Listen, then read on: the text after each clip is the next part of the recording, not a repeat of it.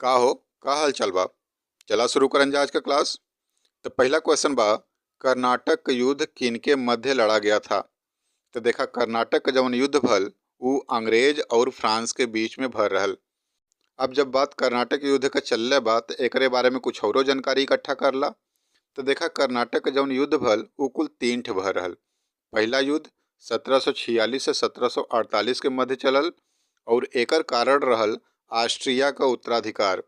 मतलब ऑस्ट्रिया का उत्तराधिकार खातिर कर्नाटक का पहला युद्ध भर रहल। अच्छा, ई समाप्त कैसे भल? तो ई जवन एक संधि भल जेकर नाम रहल एक्स ला सैपेल का संधि, जो कि 1748 में भल। यही संधि के माध्यम से ई कर्नाटक का पहला युद्ध समाप्त भल और एकर परिणाम अनिर्णित रहल। अच्छा, वहीं दूसरा युद्ध का बात कर लेवन जा तो ई 1751 से 1755 के मध्य चलल और एकर कारण रहल कर्नाटक का उत्तराधिकार। यानी कर्नाटक का उत्तराधिकार खातिर ई कर्नाटक का दूसरा युद्ध भय रहल। एकर समाप्ति कैसे भल? तो पांडिचेरी का संधि भल। पांडिचेरी का संधि 1755 में भल, जेकरे माध्यम से ई युद्ध समाप्त भल और एकर परिणाम ई भल कि ब्रिटेन मजबूत स्थिति में पहुंच गई। अच्छा, तीसरा युद्ध कब भरल?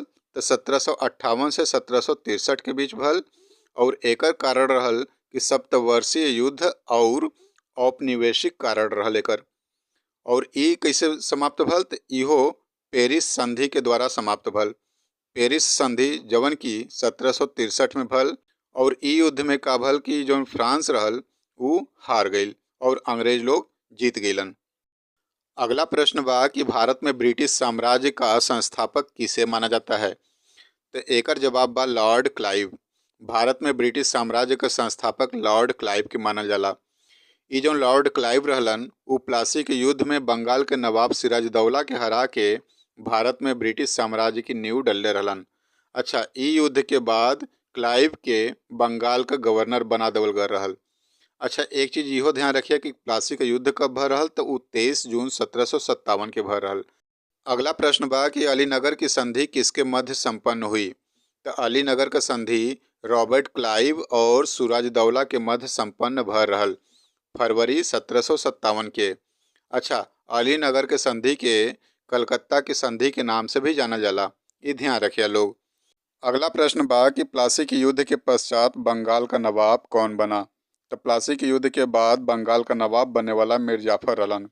ई उहे मीर जाफर हुआ जवन की बंगाल के नवाब सिराजदौला का सेनापति रहलन और यह आदमी प्लासी के युद्ध में सिराजदौला के साथ विश्वासघात कैलन।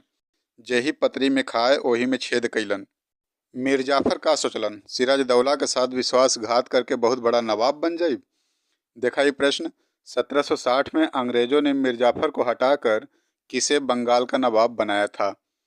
मीर जाफर अपने ही लोगन के धोखा देके अंग्रेज लोगन की मदद से नवाब तो बन गईलन, लेकिन अंग्रेज लोग तो अपने फायदा खातिर उनके मोहरा बनौले रहलन।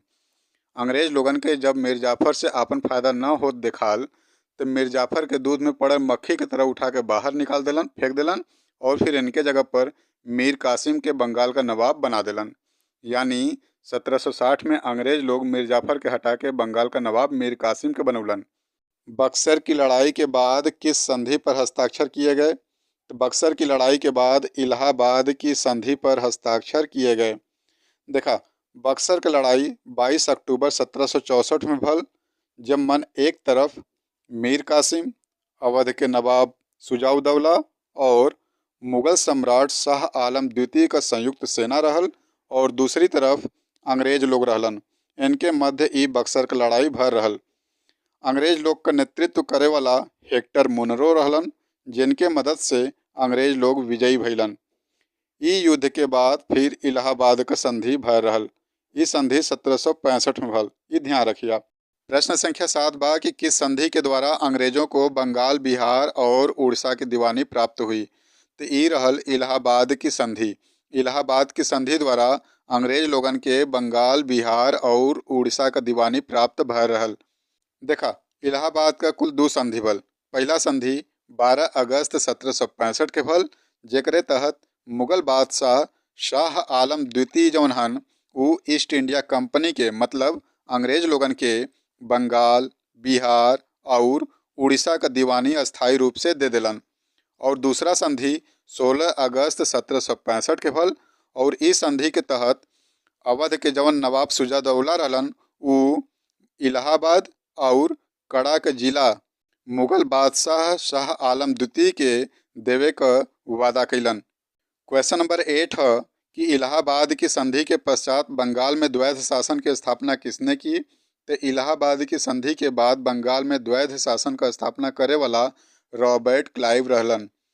अभी द्वैध शासन का होला तो देखा, जब दुई शासक एक साथ सत्ता का संचालन करलन तो ओके द्वैध शासन कहल जाला। द्वैध शासन मतलब डायरकी कहल जाला। ई द्वैध शासन का सिद्धांत सबसे पहले लियोनेल कर्टिस नाम का एक अंग्रेज रहलन, वो अपने किताब डायरकी में प्रतिपादित कैले रहलन।